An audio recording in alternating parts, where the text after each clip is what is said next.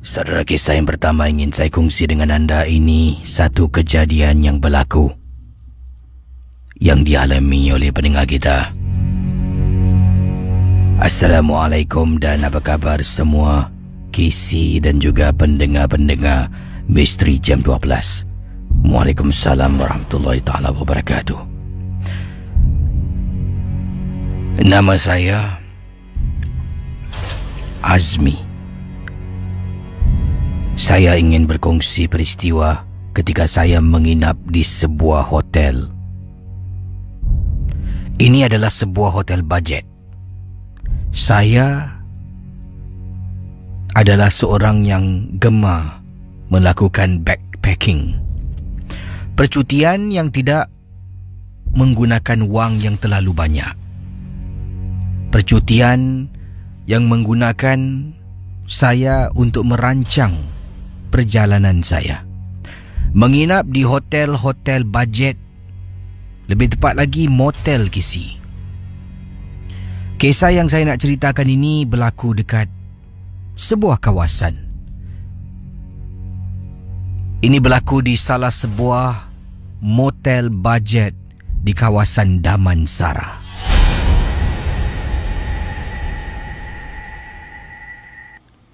Motel ni tak tinggi, cuma 3 tingkat saja. Saya telah pun menyewa sebuah bilik sebagai tempat saya tidur dan saya akan teruskan perjalanan untuk ke tempat-tempat yang lain. Lazimnya saya akan bermalam di rumah-rumah budget, hotel-hotel budget ataupun motel paling-paling 1 malam. Kemudian pagi bangun, serahkan kunci, saya akan mula backpacking, berjalan kaki KC. Ada kalanya saya akan tumpang kenderaan yang ada. Itu adalah misi saya. Seberapa banyak duit saya boleh jimat dan simpan, matlamat saya akan tercapai, katanya Azmi. Berkenaan dengan beliau menginap di sebuah motel. Pada malam berkenaan, saya telah pun menginap di motel ini. Selalunya, seperti kata beliau tadi, lazimnya beliau akan menginap 1 malam. Tapi yang ini, saya terpaksa menginap untuk 2 malam, KC. 2 malam. Kerana ada kecederaan kepada kaki saya. Jadi saya perlu berehat agak lama sedikit sebelum saya teruskan perjalanan pengembaraan saya backpacking di negara orang. Kisah ni bila saya dah balik jauh perjalanan, saya dah sampai dekat motel ni, saya pun check in. Kemudian saya diberikan nombor bilik saya. Bilik saya terletak di tingkat 2. Saya masuk dalam bilik. Dalam bilik ni memang tak ada tandas. Tandas ni adalah tandas dipanggil common toilet. Saya kena keluar daripada bilik motel saya, berjalan menuju ke arah tandas. Jadi dalam tandas tu ada beberapa kubikel untuk mandi, ada untuk tempat orang buang air besar, untuk buang air kecil, ada sinki di bahagian luar, dipanggil common toilet. Inilah kisah yang mana Azmi nak ceritakan ketika dia sedang mandi dalam tandas motel budget di Damansara. Sedang saya mandi, bersihkan tubuh saya yang memang berlengas, berpeluh, berjalan sejak pagi. Saya sedang sabun tubuh. Tiba-tiba di tandas sebelah saya dengar ada orang masuk, buka pintu dan tutup pintu tandas. 3 kubikel adalah tempat mandi KC. Saya berada di kubikel yang pertama, kemudian yang kedua dan yang ketiga. Sedang mandi, dengar kubikel sebelah saya ni ada orang masuk, tutup pintu. Tapi belum dengar bunyi orang buka air dan mandi. Jadi saya pun matikan pipe air hujan saya setelah selesai. Saya pun nak capai tuala saya. Ya, saya baru nak capai tuala. Tuala saya ni panjang KC.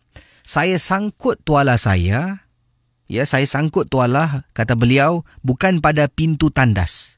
Sebab pintu tandas tu bahagian atas agak kotor sedikit. Saya sangkut pada tembok. Tembok tandas yang mana tembok saya kongsi dengan tandas sebelah. Jadi tuala saya akan terjuntai, ya, masuk ke tandas sebelah. Dah mandi, saya nak tarik tuala saya. Sebelum tarik tu, tuala saya terjatuh dan termasuk ke dalam tandas yang ada di sebelah saya. Alamak, macam mana boleh terjatuh pula? Habis lah basah tuala aku. Saya keluar dari tandas kisi dalam keadaan tubuh basah kisi.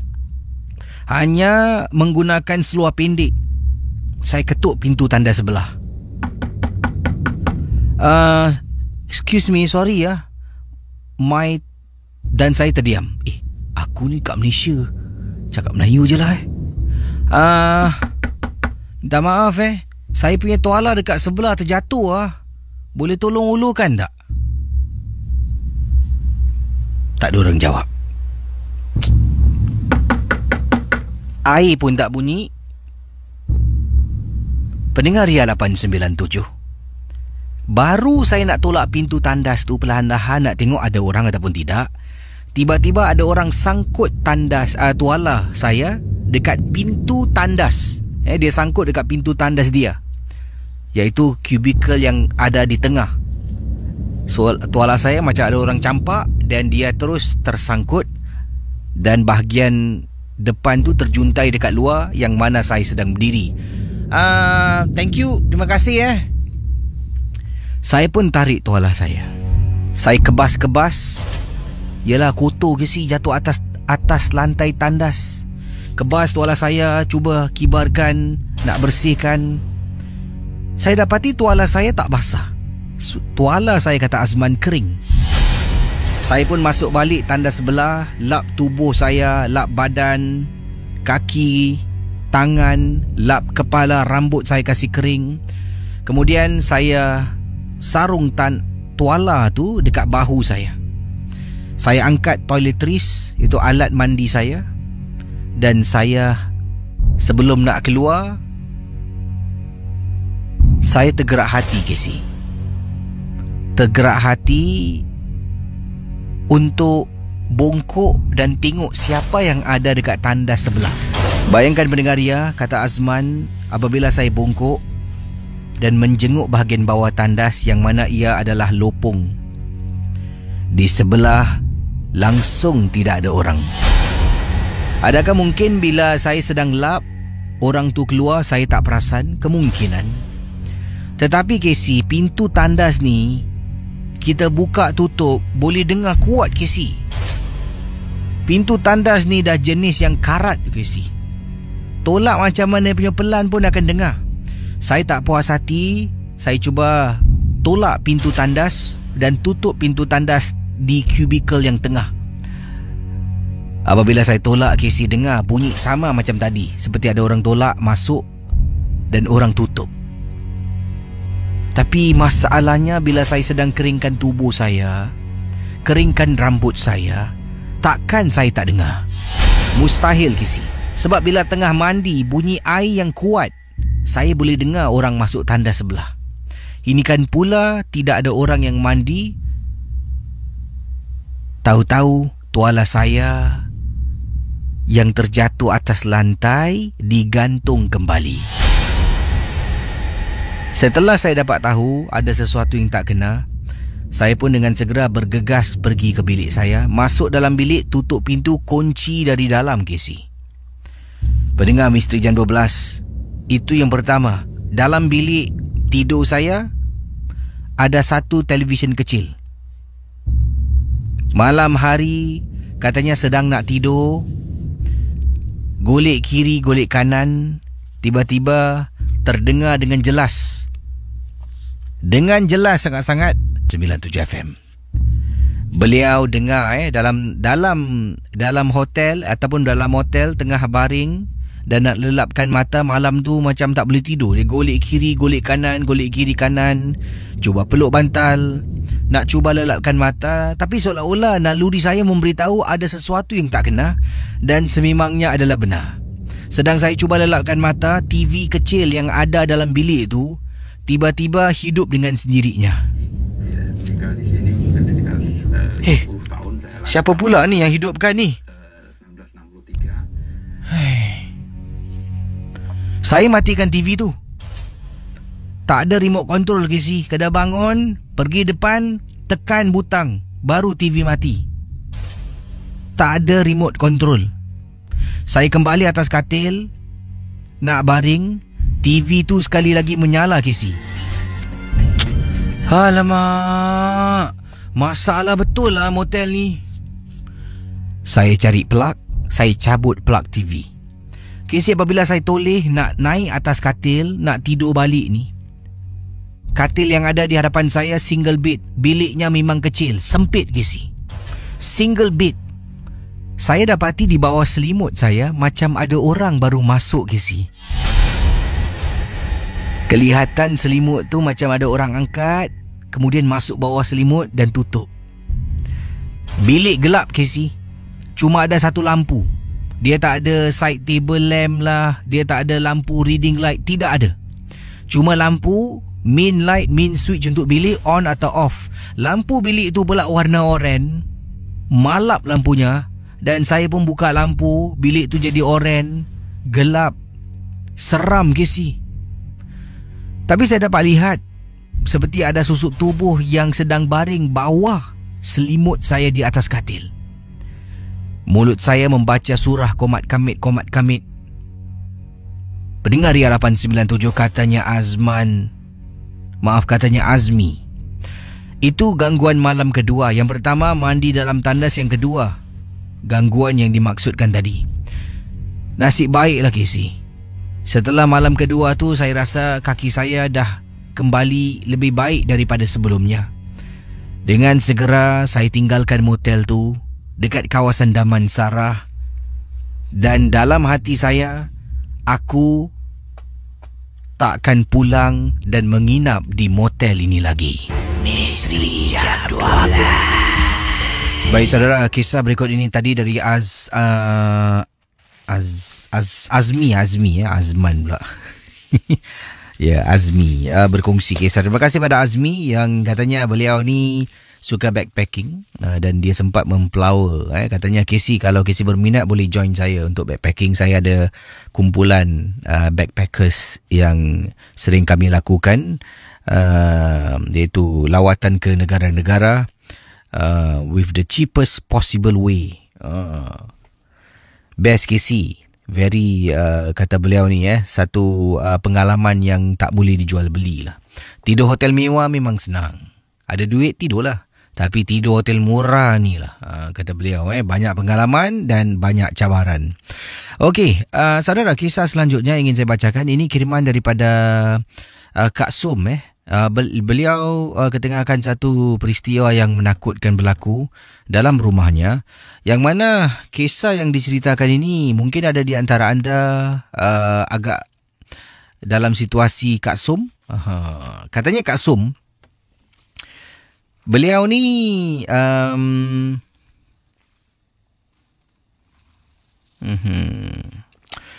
baik, keluarga beliau baru saja pulih lah, boleh saya katakan pulih. Baru saja pulih daripada dibuat orang. Ya, jadi dipendekkan cerita, beliau kata saya tak nak sentuh bab buat orang tentang apa. Itu biarlah saya serahkan pada Allah. Tetapi apa yang berlaku ni, anak saya ada seorang saja anak perempuan yang berusia 7 tahun. Dia memang suka anak patung. Dan dia ada beberapa anak patung lah. Antaranya anak patung seperti ala-ala bayi Casey.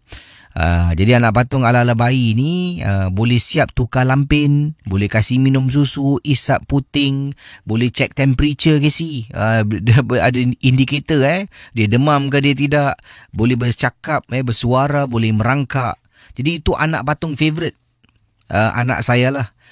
Jadi katanya Kak Som, ketika keluarga kami dibelenggu dengan satu gangguan lah, yang mana telah mendapatkan rawatan bantuan pakar dan sebagainya. Antara punca adalah anak patung yang dimiliki oleh anak saya ni. Itu adalah hasil pemberian seseorang. Anak saya pada waktu itu telah pun saya menganjurkan satu majlis hari lahir, sambutan hari lahir anak saya. Dan kami tak pasti hadiah tu datang dari siapa, sebab ketika kami buka hadiah ni, tidak ada nama yang disertakan pada hadiah yang dimaksudkan. Mungkin tuan rumah terlupa, mungkin tuan rumah dah beritahu saya pun saya terlupa. Dan katanya, tapi apa yang saya nak ceritakan ini, berhati-hatilah. Ya, tak semua macam ni, tapi lebih baik kita berwaspada, kata Puan Som. Inilah kisah yang ingin disampaikan dalam Misteri Jam 12. Baik, saudara, kita teruskan dengan kisah Kak Som kita. Minta maaf tadi emailnya agak tertukar, jadi saya mencari satu lagi email. Baik, kisahnya begini. Anak patung yang dimiliki oleh anaknya berusia 7 tahun, suka dengan anak patung ni, seringkali bermain dengan anak patung ni. Jadi anda bayangkan dalam rumah beliau ni ada anak patung. Bila ditekan pada dada anak patung ni akan bercakap lah. Misal katalah, contoh seperti ini.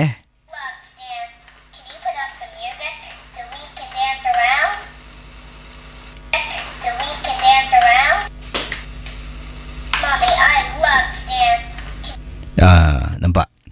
Jadi benda ni dah lali tau. Anak saya suka bermain, kasih minum, tukar lampin dan sebagainya. Dia anggap macam adiknya lah.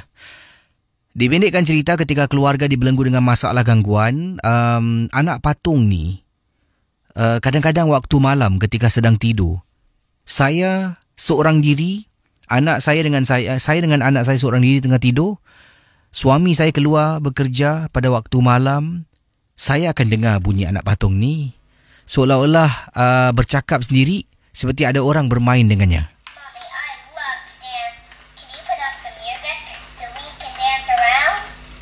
Bayangkan pendengar Ria 897 FM. Nanti saya akan bangun, keluar dari bilik, pergi bilik anak saya. Anak saya ni takut nak tidur seorang. Walaupun ada bilik sendiri, dia tetap akan berkepit dengan saya. Kata Kak Som pergi bilik anak, tengok anak patung tu dekat atas katil, sedang baring. Saya pun angkat dan saya tengok anak patung ni memang tak ada apa-apa pun. Sebab anak patung ni dia tak ada switch on off. Kalau nak, ambil screwdriver, buka bahagian belakang, keluarkan bateri. Saya pun, kata Puan Som ataupun Kak Som, memang tak mahir lah nak buka-buka ambil screwdriver. Saya pun tak tahu screwdriver yang macam mana boleh buka bahagian belakang anak patung ni. Jadi saya pun angkat, saya tengok lah, pusingkan anak patung ni. Saya tekan. Bila saya tekan, bunyinya keluar. Bayangkan pendengar dia. Jadi dia ada bunyi muzik, dia boleh bercakap dan sebagainya. Jadi saya pun letak anak patung tu tepi dan saya berdiri, saya tengok anak patung ni. Mungkin dalamnya rosak, sebab tu dia berbunyi. Saya sedang jalan nak keluar daripada bilik anak saya. Anda bayangkan apa berlaku?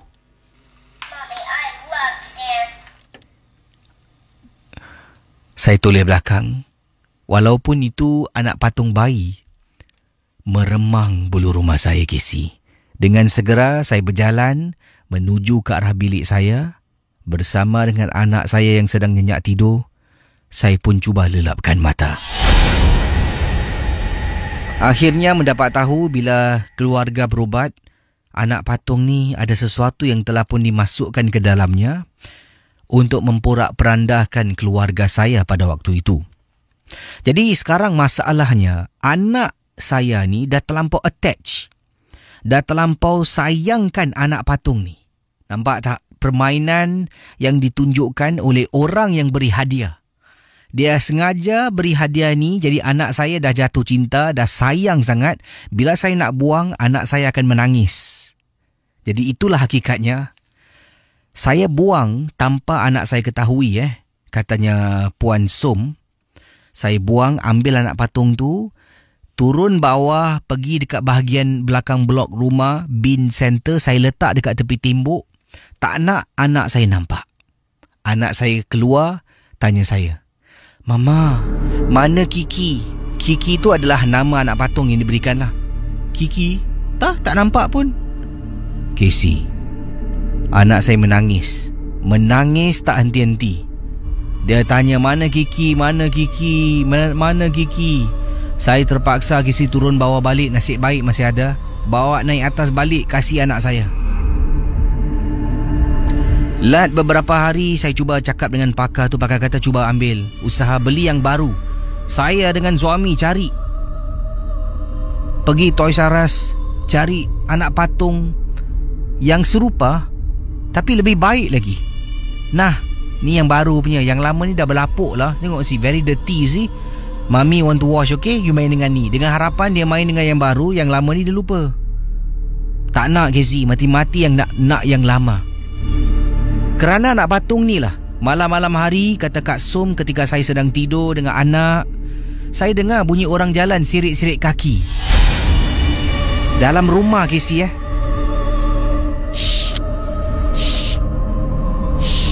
Anak patung ni akan berbunyi.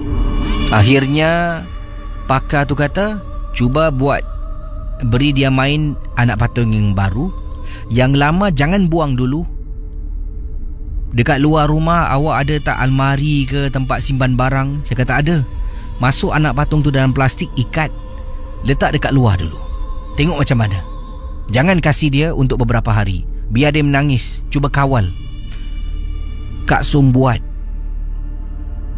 Anak mula-mula menangis. Rasa macam nak mengalah, nak keluar, ambil kasih dia. Tak sampai hati. Dari menangis sampai jatuh sakit Casey. Anak kakak demam panas Kasih makan ubat, tak nak makan ubat. Kasih anak patung. Mood yang sedih bertukar menjadi gembira. Bayangkan Casey, kerana anak patung ni lah kakak kena ganggu dengan suami, bergaduh dengan suami, anak hilang mood, anak menangis, anak takut. Kakak sendiri rasa seram Casey. Yang paling menyeramkan sampai kakak hampir-hampir nak bakar anak patung tu. Waktu tu kakak sedang tidur seorang diri dalam rumah. Anak kakak tidak ada di rumah dengan kakak. Dia berada di rumah nenek-nya. Jadi bila dia pergi rumah nenek, anak patung tu memang tak dibawa. Masih dalam rumah. Dia tak ingat pun. Jadi dia hujung minggu tu dia duduk dengan nenek. Kakak dengan suami akan datang selalunya keesokan hari. Dalam rumah seorang diri, sedang duduk dekat dalam bilik, menonton TV. Sekali lagi tiba-tiba perkara ini berlaku. Pendengar Ria 897 FM, anda bayangkan, tengah sorang-sorang ni. Mommy, I love to dance. Can you put up the music so we can dance around? Berkali-kali dia bunyi, maknanya berkali-kali ada orang tekan dada anak patung tersebut. Kakak bangun, pergi bilik anak. Dengan harapan tolak pintu, nampak anak patung tengah duduk macam biasa. Bila kakak tolak pintu bilik anak, Astaghfirullahalazim. Casey, dekat atas katil anak kakak nampak 3 beradik Casey. Duduk, badan dia tiga-tiga hayun kiri kanan, kiri kanan, kiri kanan, kiri kanan. Dan anak patung tu ada dekat riba salah satu daripada makhluk tu. Bila kakak ternampak, kakak nyaris nak terpekik. Kakak tutup mulut, tarik pintu perlahan-lahan, masuk balik dalam bilik, baca surah berkali-kali. Kakak beritahu pakar yang datang membantu dan juga membersihkan rumah. Dia kata memakan masa. Alhamdulillah, setelah kakak banyak bersabar, berusaha dengan suami, akhirnya dapat berjaya sebenarnya dipisahkan anak patung dengan anak kakak dan dibuang anak patung itu. Kakak mendapat ilham dan idea adalah bertanya pada mak, boleh tak kalau anak kakak ni duduk rumahnya buat seketika. Sebab kakak dapati bila dalam rumah, dia tak boleh berpisah dengan anak patung tu. Tapi bila dia keluar dari rumah, duduk rumah nenek, dia langsung tak tanya pasal anak patung dia. Jadi dari situlah kakak tanya dengan mak, anak duduk rumah mak untuk lebih kurang dalam masa sebulan. Anak patung tu kakak ikhtiar untuk cuba buang. Pertama sekali kakak dah nak buang waktu malam, Casey. Kakak dengan suami tengah duduk dekat ruang tamu, anda bayangkan